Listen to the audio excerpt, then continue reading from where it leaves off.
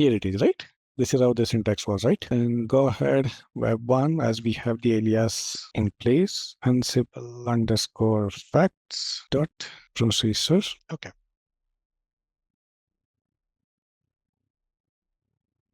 Okay, this is unreachable by is that. Oh, sorry. I have a spelling mistake here.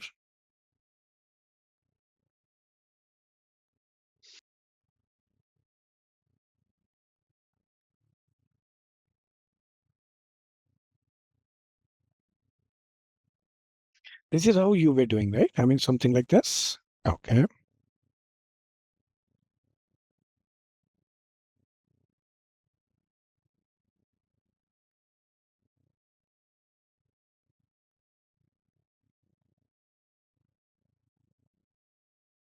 Yeah.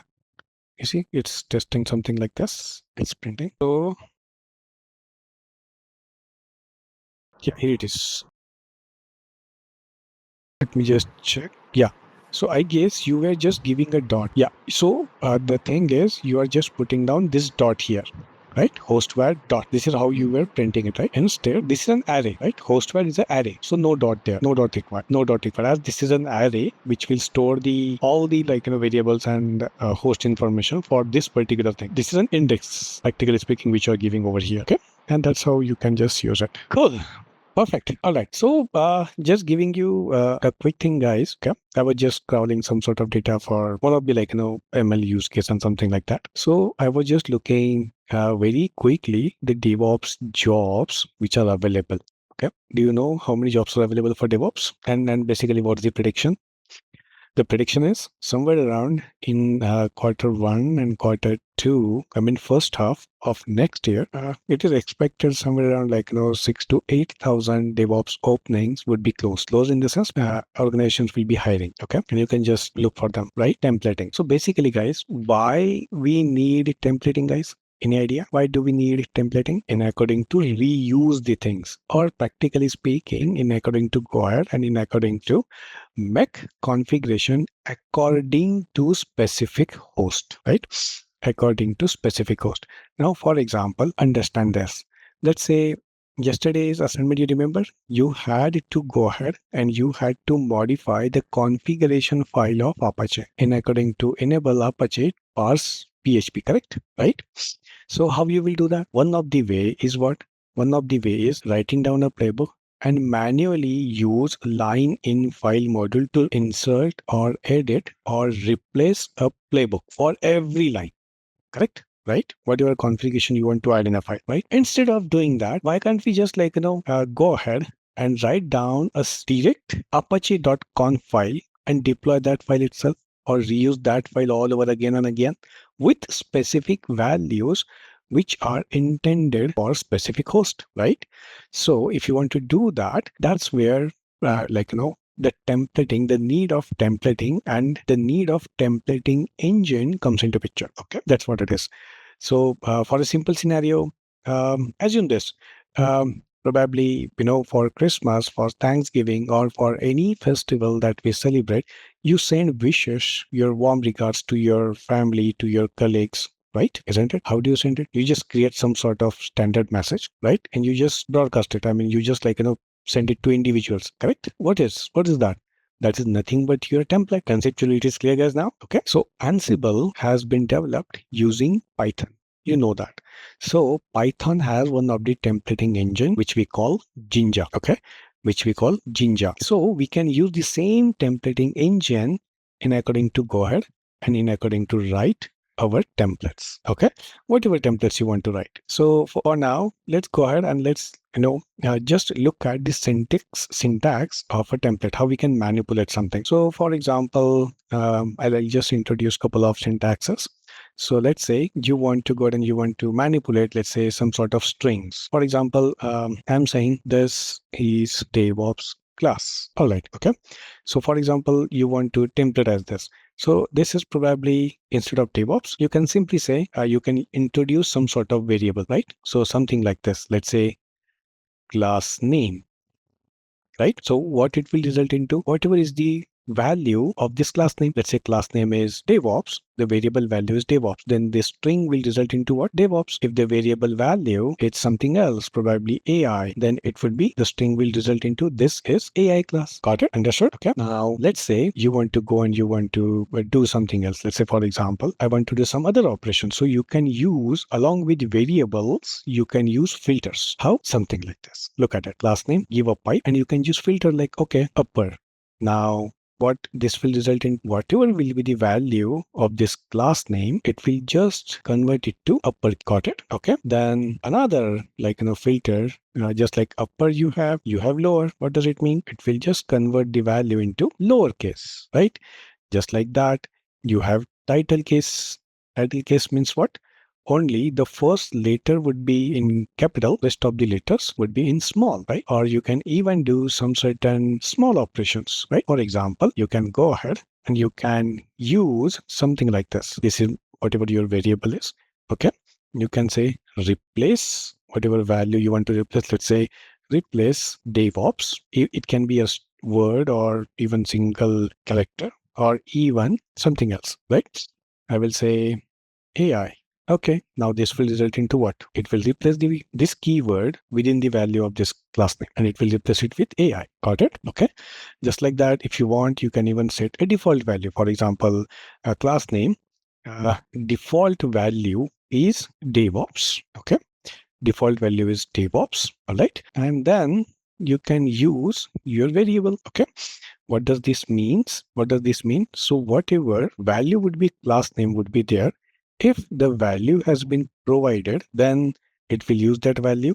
Otherwise, the default value will be used as a DevOps, right? If variable doesn't contains value, default value would be DevOps. Got it? Okay. So these are like, let's say you can say string filters, right? So just like that, you have some sort of, arithmetic filters, right? Or people who know Python provide filters related to list and set. So just like that, if you don't have a variable, you can directly manipulate the value. Let's say, all right. And out of this array, you want minimum value. This filter will give you some sort of minimum number out of this, right? Which will be definitely 1, correct? Let's say if you want to find out a maximum number out of your list, instead of minimum, you can just use max filter. It will result out into 3, right? Okay. And just like that, other filters, if you want, let's say there are duplicates in this list, right? Then you can use unique filter to filter out the unique list. Got it, guys? Okay. So something like that. Like there are many filters available, right? And every filter is available, mentioned in the documentation. So don't worry about it. Okay. I'm just giving you a flavor, right? You can even do some sort of union, right? Union with, let's say, 4,5, and definitely it's gonna give you output something like 3, 4, 5, right? Something like that, right? So just like this, you can use other filters, probably, let's say, give a range and let's say random. Okay. And it will give you any random number till 100. Okay, kind of thing. Okay. If you even want, you can even use join. Let's say there is an array of a string, something like this is DevOps class, right? So if this is your array and you want to join all these things, then you can give a joining parameter. Let's say join them and bifurcate them by comma or just blank. Then it will give you something like this unique string. This is DevOps class, right? Let's say if you put a parameter like plus, then it will do something like this, plus is plus DevOps class. What do you guess? These filters? Okay. All right. Okay, guys. Clear? Perfect. Cool. So this is your list and set filters. For example, if you want, you can even use Python loops here, right? So how? Now, understand, if you want to use variables or in place values, definitely you're going to go with this syntax: opening double curly braces and closing double curly braces. This much is clear for everyone, right? So this is from templating, right? So that also answers. So if you want to use any dynamic statements or any programmatic statements like for loop or something like that, right? Then to use it, use this. This is nothing but your Python syntax, right? And between this opening curly brace and percent and closing brace, just type your Python piece of, let's say, for number in, and give whatever it is, right? 1, 2, 3, 4, whatever is the list, right? And you can just put down and for whatever is your Python script, right? And between this, you can just type whatever you want. Let's say I want to print number. So again, it's a variable. So in double braces number. So what it's gonna do? It's gonna print 1, 2, 3, 4 in a row, right? Do you understand? Okay. So this is basically what you can use loops, right? And similarly, if you want, you can use even conditions, right? For example, I want to figure out if this number is, I only want to print, let's say, odd numbers or even numbers, right? How can I do that? Something like this, like let's say if number modulus 2 equals to 0, right? Then print the number as it is even and simply end if, correct? You got this, guys? I hope this is clear, right? Cool. So now let's say how we can use this in Ansible or in with our playbooks. So look at it. Now let's say I have an application. I just want to deploy a simple index.html. So let me create that index.html. Okay. And if you want to create that as a template, then whatever is your file name with extension, in this case, what I want to deploy index.html, but I want to create a template for this, then index.html and .j2. It's for a Jinja template, right? So create whatever you like, file, but save it with .j2. Okay. And here you can just whatever you want. Let's say I'm giving this is now I want to print a host name, right? So I can just put down inventory host name, or you can even go and you can even type or use all the variables that you were using in your playbooks. It can be host var, magic variable, and everything else, right? So for now, I'm just putting down inventory host name and let's say server. Okay. So what this will result into, whatever inventory host name that we have, it will result into this is inventory host name will be replaced by the inventory host name actually server. Okay. Very simple Jinja template. And now how to use that? So playbook. Just normally the way you write your playbook, write that. And if you want to leverage templates, then use this specific module, which is template module. Okay. And give the path of the template source, in this case, index.html.j2. Okay. It's just like a copy module, right? Template, and give the destination. Okay. Destination, I am putting down var HTML. Now what this template module will do, this template module will look at your template file, which is index.html.j2. Okay. And it will replace all the things and it will create index.html and it will place it here. Okay. So if I run this, you see, file has been deployed. And how does that file looks like? Look at it. So look at, do you see this? This is web 1 server. So you can use this template for anything, right? You can just go ahead. You can just create your configuration files. You can just replace your CFG files or INI files, whatever configuration you want to do, right? Very easily. Do you understand? All right. So this is basically is what your templates are. Okay.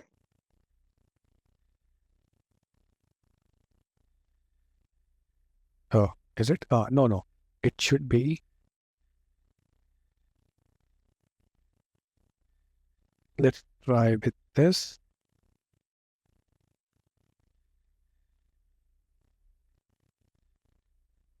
Let's rename it. Let's run it one more time.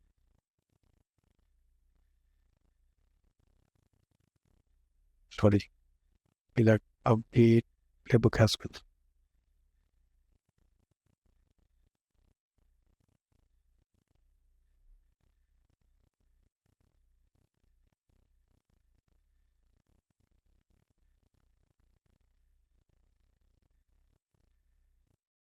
Okay.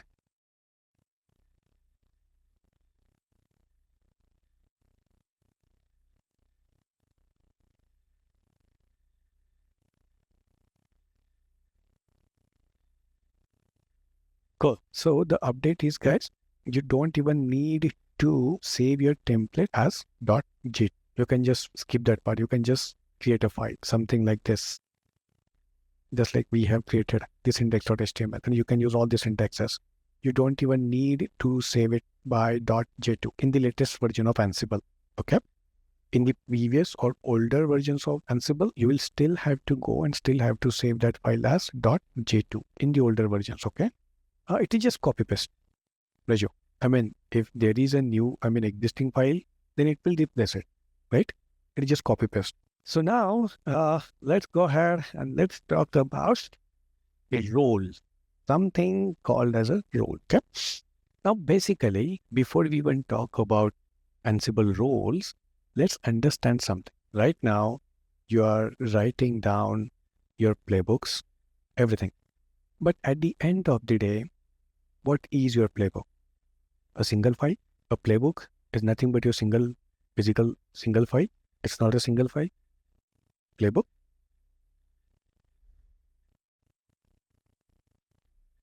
What is this? It's a single file, right?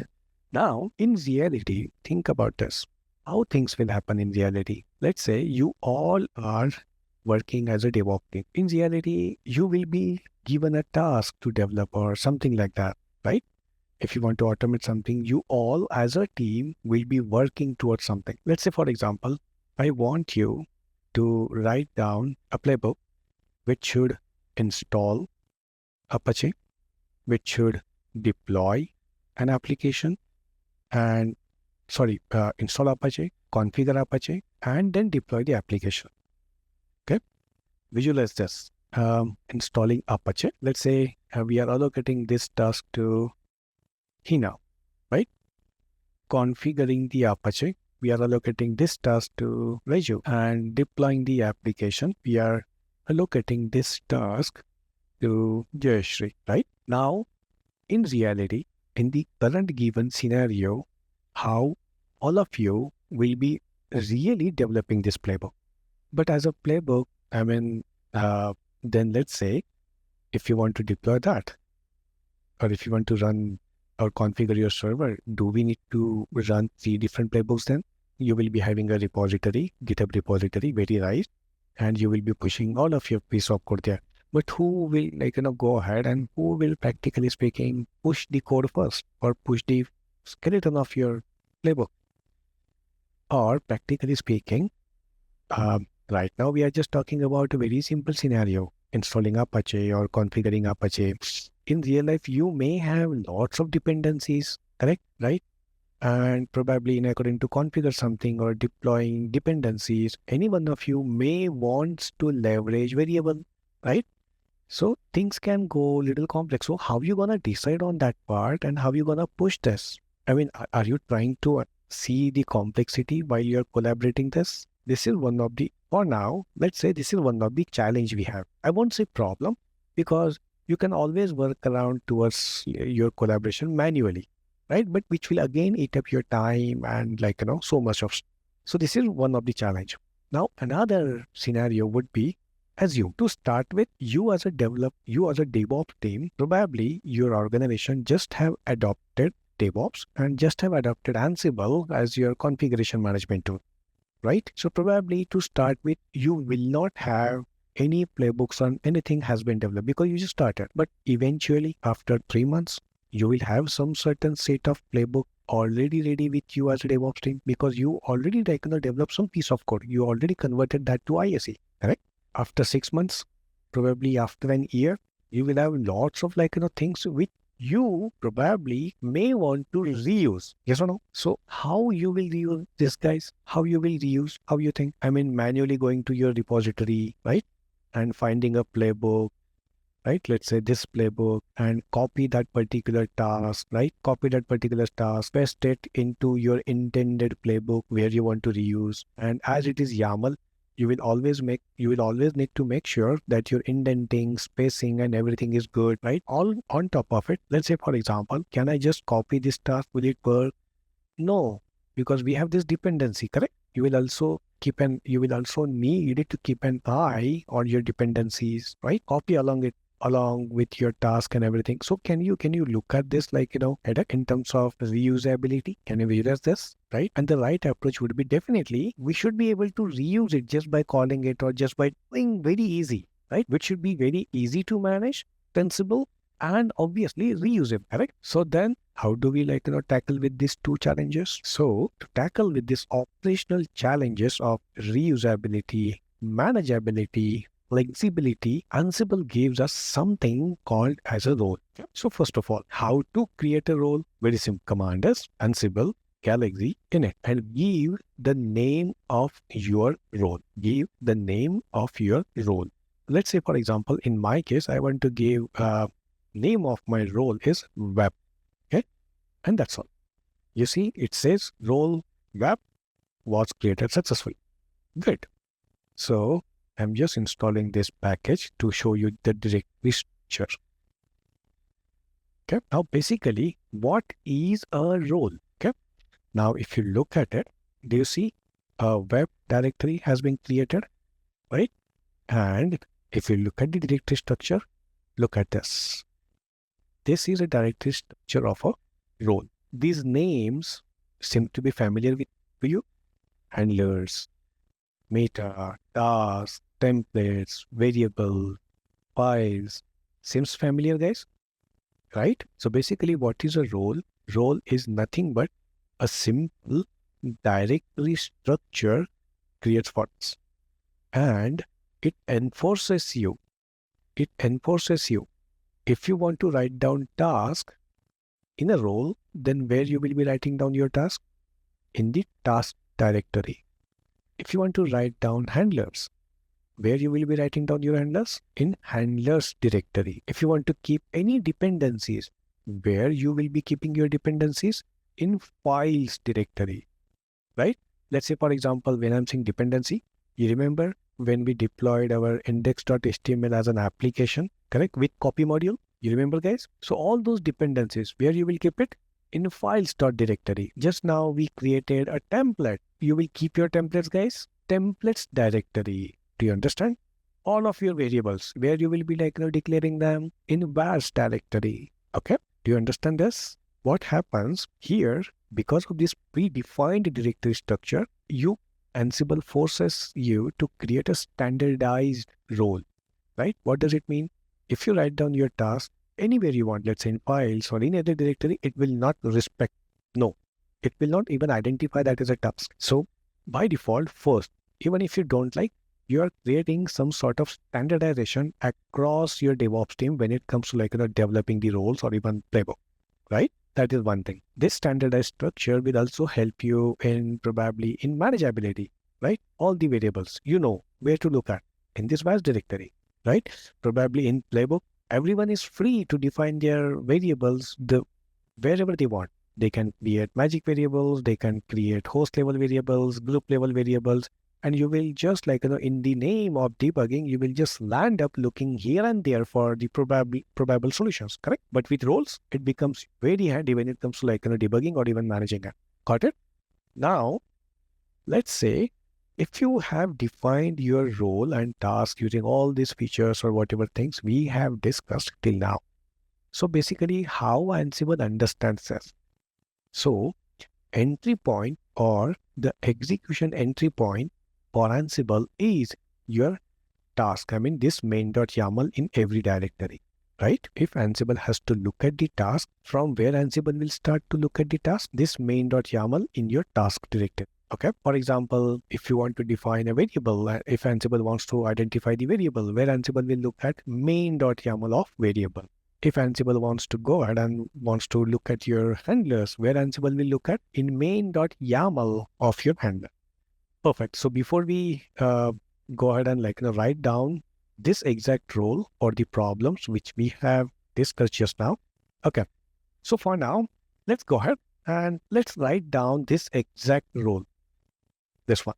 Okay. Cool. So first, install Apache.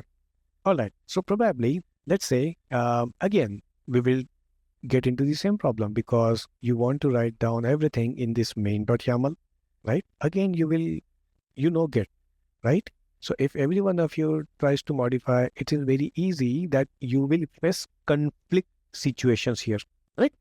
So then operationally and in real life, how do we do that? So practically speaking, at least in my experience, in my 17, 18 years, I never ever pressed anything in this main.yaml. Okay. So then how do we do that? So basically, how do we do that is look at it. What probably you may would like to decide, and all of you will write down your own task. Okay, your own task. All right. And one more important thing, guys, in Playbook, we used to define two things. First, what needs to happen, and second, where it needs to happen, isn't it? However, when it comes to roles, we only define what needs to happen. That's all. We do not define anything else. We just define what needs to happen. We do not define where it needs to happen. Is this clear? Okay. Now, with this understanding, let's write down this role. So, for example, let's say what Hina probably, as she's responsible to write down the task related to install Apache, what she may decide is she can create her own individual task, a separate file altogether, install Apache. And here, what we define? Only one thing. What needs to happen? So what needs to happen? Let's say name, install Apache, and the module just the way you were using with playbooks, right? Apache 2, state should be, and all the other related tasks which probably Hina would like to write down in according to install the Apache. Okay. Similarly, probably Reju, in terms of configuring the Apache, he may would like to go ahead and he may would like to write down altogether a different physical file for his task, right? Let's say config Apache, right? So Apache, a physical separate file. And here also config Apache, and in the name of configuration, just for the demo, we will simply start the Apache service. Cool. And following all the other tasks, if you want to then write it down, for let's say deploying an application. So probably Jayashree would like to deploy.yaml, would like to write down a separate file, correct? So let's say deploy application, and as it is probably HTML, we just want to go ahead and we just need to simply write down application, the file name which we want to deploy, and the path var w HTML. But now one thing, guys, do you see this index.html, right? This is a dependency now, yes or no? So where do you think we need to keep this dependency, guys? In which directory? Let's put down our file here, right? So let's say Ansible roles. Cool, simply, right? We have pressed this file. Now assume as a part of deployment, Jayashree also wants to start the server. So now how she can start? By writing down a handler, right? Let's say notify restart Apache. So this handler, where we will need to write this handler, guys? In handlers directory, correct? So let's say I'm writing down this handler here, name, restart Apache, and restart the Apache, let's say service, name equals to Apache 2, and state should be restart. Got this, guys? Understood how we wrote it down? Whenever now you will execute this role, we just discussed what is the entry point, main.yaml for that particular thing. Yes or no? If you look at the main.yaml of this task, do we have any task here, guys? Not at all. So we will have to include or probably call those respective tasks, correct? Right? So how can we do that? Simply include task, okay? And just give the path of your physical file.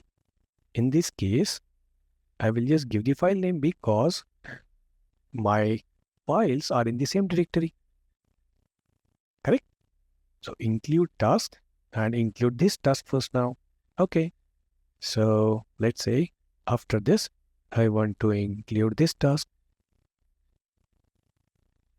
right? After this, probably I would like to include this task, and include task means this physical file. All the tasks will be placed here. Then or whatever task you have mentioned in this file, all the tasks will be placed here, right? Just like that, it will execute in the same sequence. Now look at it. What happened now? As you were able to bifurcate, so operationally think about it. Will you have any Git conflicts or any merging or any other issue operationally? If you're using GitHub as your repository, DevOps repository, will you face any issues so far? Operationally? No, correct? Because every one of you, practically speaking, are working independently, right? Then second important thing, let's say now you have roles for everything.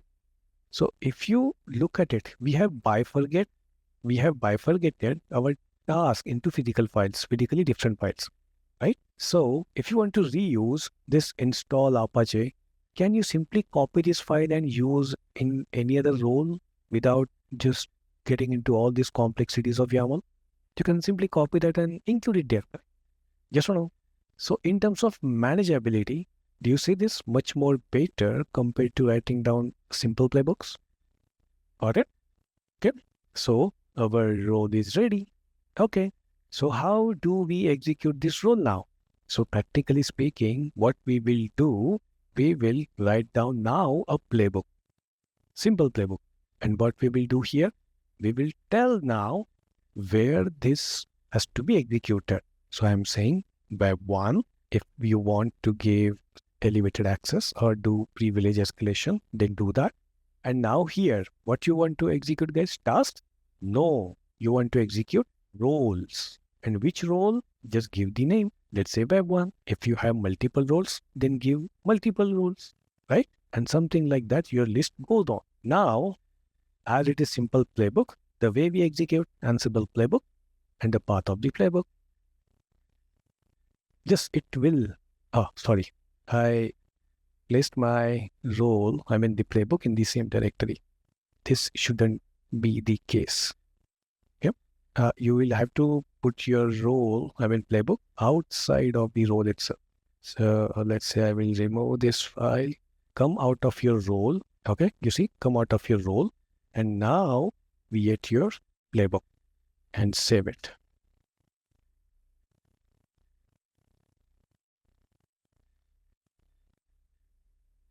Cool. So you see, now all of it is including task and installing Apache. Basically, all these tasks which you have mentioned in respective task files.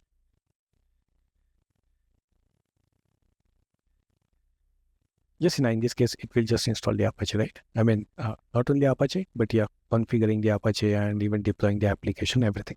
No, it's outside of your role. Your playbooks should be outside of your role. And practically speaking, the directory structure of role should then be modified. Yeah, first you create roles and then playbook now. Sequence can be anything, but see, at the end of the day, what happens wherever you have kept your role, wherever you have kept your playbook. In this case, where I have kept my playbook in this directory, Ansible demo, correct? So this playbook, which is calling my role, so if you execute this, playbook will try to find the role in the same label, at the same label. That's the default behavior. So probably just clarifying one thing. So what do we do in real life? Do we develop playbooks or do we develop roles? Practically speaking, writing down roles is encouraged definitely because of all these benefits that we get. But let's say if you have very small requirements, you are just doing some sort of patchwork or temporary work, yeah, you can always go with the playbook. Technically, you're always free to write down roles or even playbook, right? And it drills down to your style, or probably if you're writing down something which you think it's gonna be there for a long time and it will keep evolving, then probably writing down role will make more sense instead of play. Okay, cool. So that brings me to another thing. Let's say, do we write down roles right from scratch every time? Answer is no. Okay, answer is no. We do not do that. Okay, so what do we do then? So Ansible is an open source tool, right?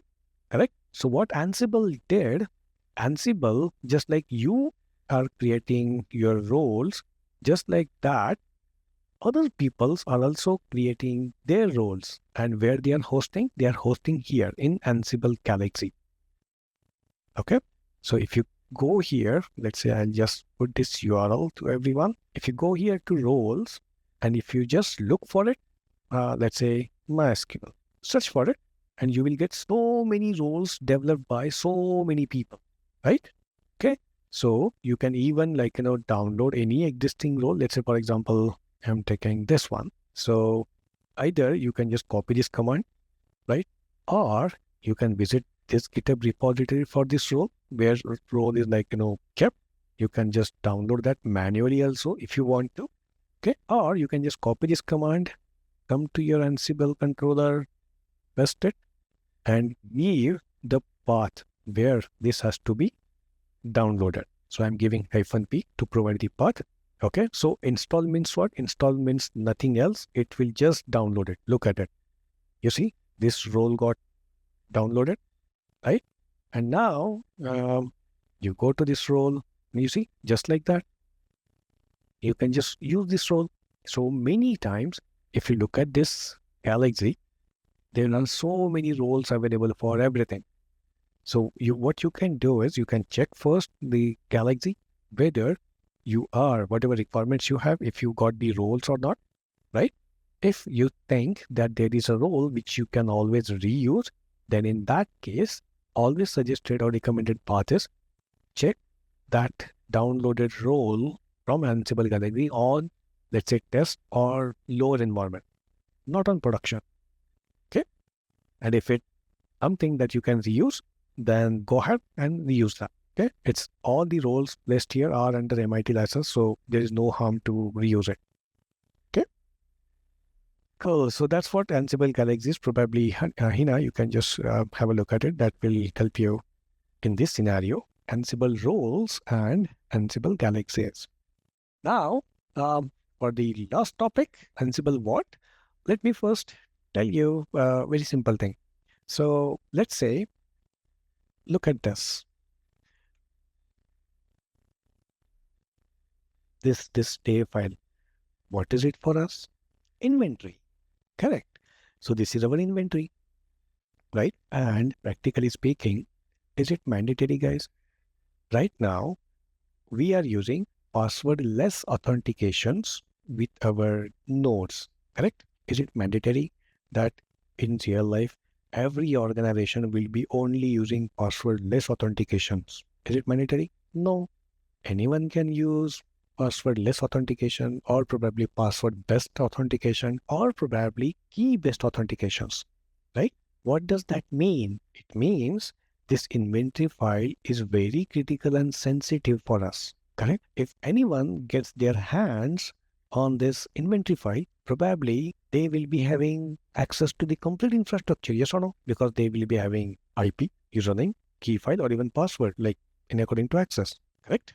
Yes or no, right? So how do we protect this kind of sensitive data? Inventory is just an example. You may have other files as a part of your Ansible playbook or role. So how do we keep that protected, right? So the answer to that is Ansible Vault.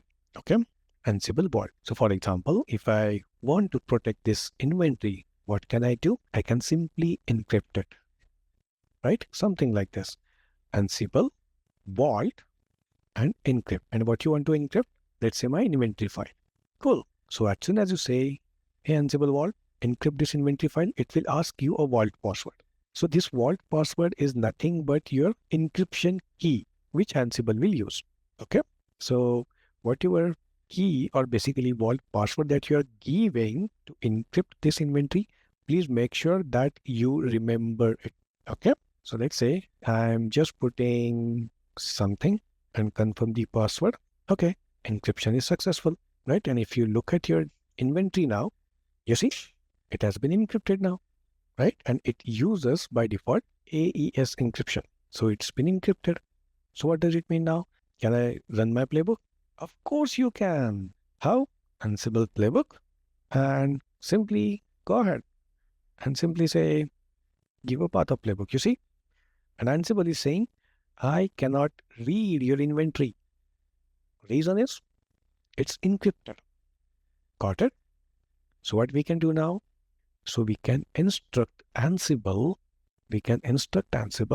that whenever you are now executing my playbook, ask for a vault password. I'm not going to decrypt it. You need to ask me a password if you want to read my inventory. Okay. So as soon as you execute, so before now executing your playbook, it will ask for a vault password, which you have used to encrypt your inventory. And that's all. What Ansible will do, Ansible will not decrypt it. It will use that key to read the information, right? And keep your file encrypted only. Okay. And if you want to decrypt it, okay, then you can just go ahead and just like you used encrypt, you can just give Ansible Vault decrypt and the file name. It will again ask the password and it will decrypt it for you. As it is now decrypted, it's humanly readable. Is this clear, guys? Ansible Vault, how you can use that to protect your information? Cool. So that's what basically, guys, Ansible is for you. Understood? There is another method as well, definitely. So when you are running your playbook, so let's say this is my playbook, and what you can do, you can use another switch, which is vault password file. And okay, in this, you can give a file, let's say whatever file name is txt. And in this file, you can mention your password so that Ansible will read your password from this file. That's another way. But why we didn't discuss this? It's not the safest way, because at the end of the day, if you're just like putting your password noted somewhere, I mean anyone can again get hands on it, right? Got it? Okay. So then let's do it this way. What you can do is you can go ahead and you can write down your first role exactly for the same scenario. Okay, configuring the Apache, right? I mean, installing, configuring, and deploying the application. Only difference is you don't need to create your dependencies by yourself. You can simply use this repository, or probably,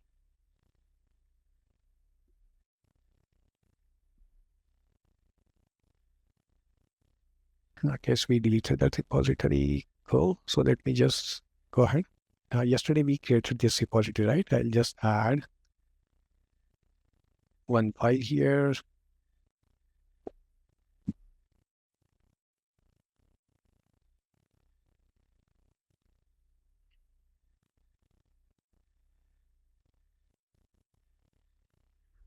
Welcome to Ansible. Okay. So use this repository and deploy this application on your node. Okay. But using roles now. Don't write a playbook. Yeah. Okay. So I guess what 20 minutes should be fine to write down a simple role. So Cynthia, it is just like declaration of a variable that you will do in the vars and you will just use it. Just like you use in normal playbook. Please go ahead, guys. Write down your simple role